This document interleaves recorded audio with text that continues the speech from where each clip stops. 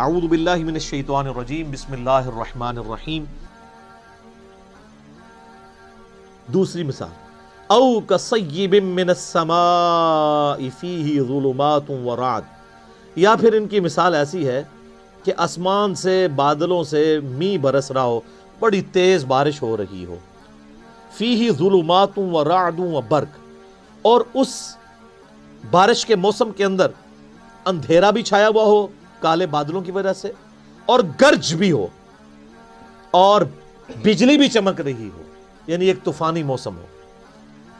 یجعلون اصابعہم فی آذانہم من الصواعق حذر الموت، اور ٹھونستے ہیں یہ لوگ اپنی انگلیاں اپنے کانوں میں کڑک کے باعث موت کے ڈر سے۔ واللہ محیط بالکافرین، حالانکہ اللہ ایسے کافروں کو گھیرے ہوئے ہے۔ یکاد البرق یخطف ابصارہم، قریب ہے کہ بجلی اچک لے ان کی بینائی کو۔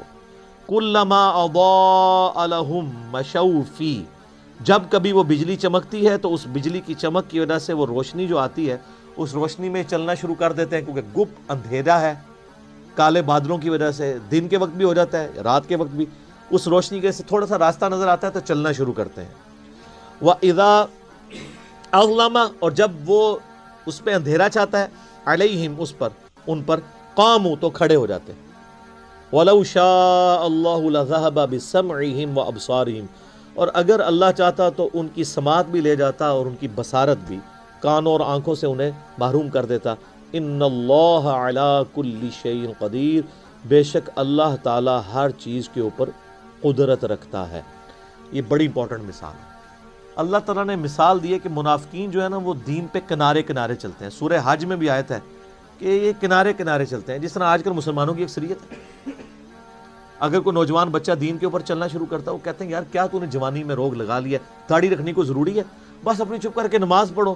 جو تھوڑے اور لبرل ہیں وہ کہتے ہیں نماز ہی پڑھنی ہے نا، گھر ہی پڑھ لو، کیوں فنیٹک بن رہے ہو؟ حالات و واقعات جب فیور میں ہو تو سب ٹھیک، جیسے ہی مشکل آئے تو ساتھ ہی وضو ٹوٹ گیا۔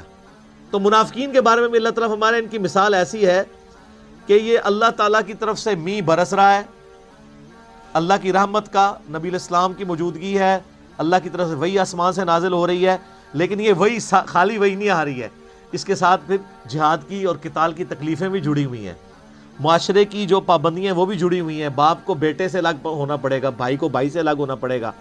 اب یہ منافقین کا حال یہ ہے، چونکہ یہ تو دنیا دار ہوتے ہیں، جب ان کے اوپر کوئی مصیبت آتی ہے نا تو ٹھٹک کے کھڑے ہو جاتے ہیں، دین پہ چلنے سے انکار کر دیتے ہیں، اور جب حالات سازگار ہوتے ہیں تو چلنا شروع کر دیتے ہیں۔ تو یہ مذبذبین بین ذالک، اس کے درمیان یہ اوسیلیٹ کرتے رہتے ہیں، حالات سازگار ہوں تو دین پہ چلیں گے، اور جیسے ہی مشکل وقت آئے گا ٹھٹک کے کھڑے ہو جائیں گے۔ تو یہی اکثر لوگ کرتے ہیں۔ یہ دین کے معاملات اب آپ دیکھ لیں، جب دین پہ چلنا آسان ہو تو سارے بڑے خوش ہیں، جب دین کے اوپر چلنا مشکل ہو جائے تو بڑے بڑے ایمان والوں کے بھی وضو ٹوٹ جاتے ہیں۔ تو منافقین کا بھی یہی حال تھا، وہ آپ آگے چل کے دیکھیں گے، جہاد کے اندر بھاگتے تھے، اور جب کبھی کامیابی ہو جاتی تھی کہتے تھے مال غنیمت میں سے ہمیں بھی حصہ دیں، ہم نے بھی جانا ہی تھا، بس وہ کوئی مجبوری ایسی ہوگی۔ اور جب کبھی مسلمان شہید ہو جاتے ہیں، جس طرح غزوہ احد کے اندر ہوا، تو پھر اکیلے کہتے ہیں شکر ہے اسی پہلے ہی نہیں نال گئے۔ یہ سیم کریکٹر آج بھی مسلمانوں کے اندر موجود ہے، دین پہ کنارے کنارے، اور اس میں معذرت کے ساتھ سب سے بڑے مجرم ہمارے ماں باپ ہیں، اور ان کے ماں باپ، اور ان کے ماں باپ، جنہوں نے ہمیں بابوں کا دین دیا، کتابوں کا دین نہیں بتایا۔ اور اس سے بڑے مجرم آج کل کے وہ واعظین ہیں جو آپ کو یہ کہانیاں کراتے ہیں کہ آپ دین پہ چلیں تو انشاءاللہ سارے مسئلے حل ہو جائیں گے۔ سر یہ قرآن کی کس آیت میں لکھا ہوا ہے دین پہ چلنے سے آپ کے سارے مسئلے حل ہو جائیں گے؟ تو صحابہ کرام کے تو مسئلے کوئی نہیں حل ہوئے، ان کو تو جنگوں کی تکلیفوں سے گزرنا پڑا۔ ابو عبیدہ ابن جرح جنہوں نے یرموک کے اندر رومن امپائر کو گرایا ہے، وہ تو طاعون کے مرض میں پھوڑوں، پورے جسم میں پھوڑے نکلے اور اسی حالت میں دنیا سے وہ گئے ہیں۔ ان کی تو تکلیفیں کوئی نہیں، ان کو دعائیں نہیں آتی تھیں، ان کو وظیفے نہیں آتے تھے۔ اللہ کے محبوب صلی اللہ علیہ وآلہ وسلم کو اپنی 3 جوان بیٹیاں اپنی زندگی میں دفنانی پڑی، چوتھی کے بارے میں بتا دیا گیا یہ بھی آپ کی وفات کے 6 مہینے کے بعد فوت ہو جائے گی۔ 4 بیٹے بچپن میں فوت ہو گئے، 2 بیٹیوں کو ایک ہی دن طلاق ہو گئی، تو اللہ کے نبی کی مشکلات کیا دنیاوی آسان ہو گئی تھی؟ صحابہ کرام کی دنیا میں کیا تکلیف آسان ہو گئی تھی؟ تکلیف جھیلنا آسان ہوگا، تکلیفیں کو نہیں ختم ہونی. ایک کنو کاٹ لو گال،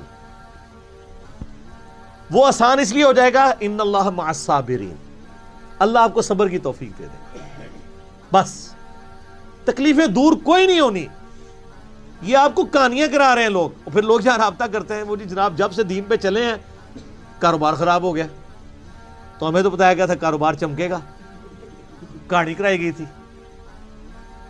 ایسا تو نہیں ہوگا، مشکلات آئیں گی.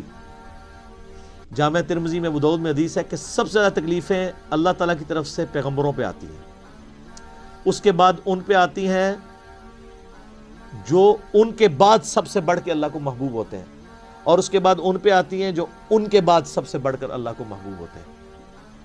حتیٰ کہ انسان پہ تکلیفیں آتی رہتی ہیں اور اس کے بدلے اللہ اس کے گناہ معاف کرتا رہتا ہے، اور جب وہ دنیا سے اٹھایا جاتا ہے تو پاک و صاف اٹھایا جاتا ہے. سر پھر آپ دیکھ لینا، اسی لیے المستدرک الحاکم میں جب سیدنا ابو ذر غفاری رضی اللہ تعالیٰ عنہ کا چیپٹر بند ہے نا امام حاکم نے، تو پہلی حدیث یہی لے کے آئے ہیں جو میں نے بیان کی ہے کہ سب سے زیادہ تکلیفیں کس پہ آتی ہیں؟ انبیاء پہ، اس کے بعد ان کے اوپر آتی ہیں جو انبیاء کے بعد. وہ یہ بتانا چاہ رہے تھے کہ ابو ذر غفاری کی پوری زندگی غموں سے عبارت ہے، تو کوئی یہ نہ سمجھے کہ ان پہ غم کیوں ہے، تو وہ اس لیے کہ یہ انبیاء کے بعد سب سے بڑھ کر اللہ کو محبوب بندوں میں سے ایک بندہ تھا. اور میرا کلپ بھی آپ ذرا یوٹیوب پہ ایک اشک بار آنکھوں سے سننے والا کلپ ہے سیدنا ابو ذر غفاری صادق کے نام سے، تو آپ کو پتہ چلے کہ ان کی زندگی میں ان کو کیسی مشکلات اٹھانی پڑی. تو تکلیفیں جڑی ہوئی ہیں، ان کی تکلیفیں تو کوئی دور نہیں ہوئی. سیدنا ابو ذر غفاری رضی اللہ تعالیٰ عنہ کی